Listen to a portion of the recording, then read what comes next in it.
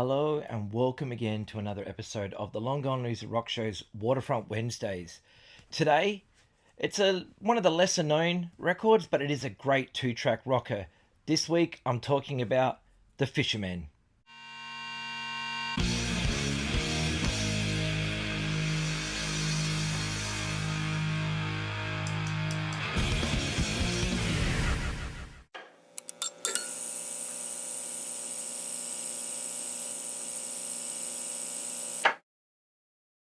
The Fishermen, this is the only record that they released. It's a two-track rocker. I love it. It was recorded in November of 86 and released shortly after. This is a great single. Like, I had not heard anything about this band before, and I picked it up just because it was on Waterfront, and I was blown away. I mean, there's no way it could have failed.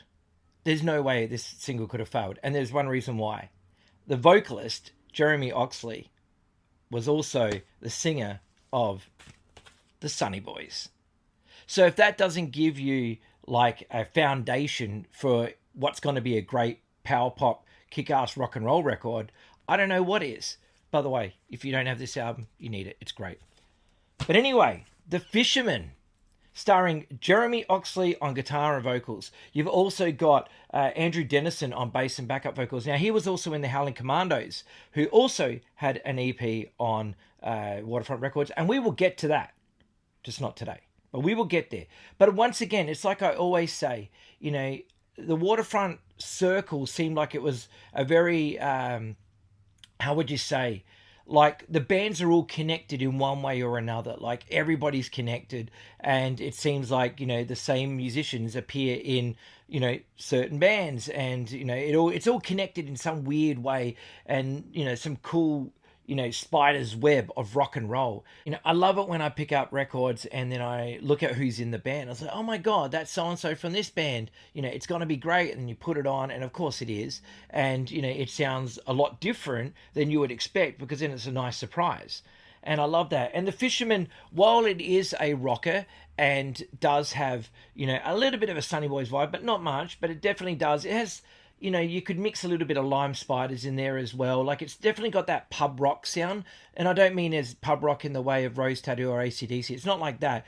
But just that 80s indie pub rock sound, if that's a term. I don't even know if that is a real thing. But for this argument, I'm going to use it. So if you know what I mean by that, because you've heard, you know, the Lime Spiders and bands like that, you're probably going to get a good idea of what the Fishermen sound like. And we're going to listen to a track anyway as we finish up this episode. But the drummer is Ian Potterton. Now, I don't know any other bands that he was in. I've been trying to rack my brain thinking about, like, where does that name sound familiar? And I can't think of it. If you know other bands that Ian was in, let me know in the comments, because for some reason they're just slipping my mind right now if he did anything else. And I don't know. But the name sounds familiar. That's all.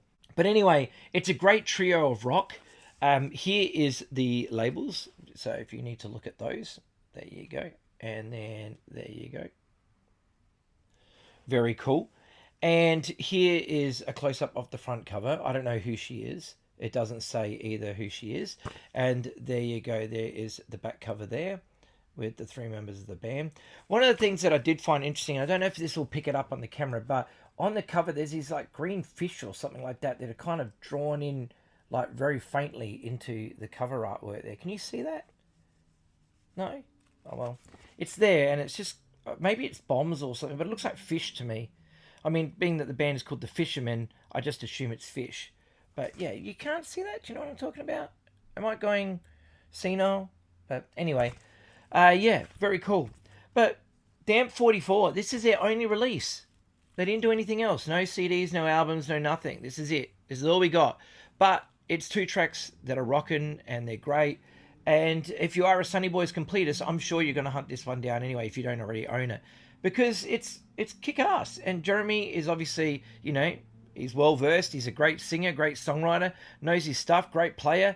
And yeah, it's cool. So anyway, there we go. Thank you for watching another episode of the Long Gone Loser Rock Show's Waterfront Wednesdays for another week.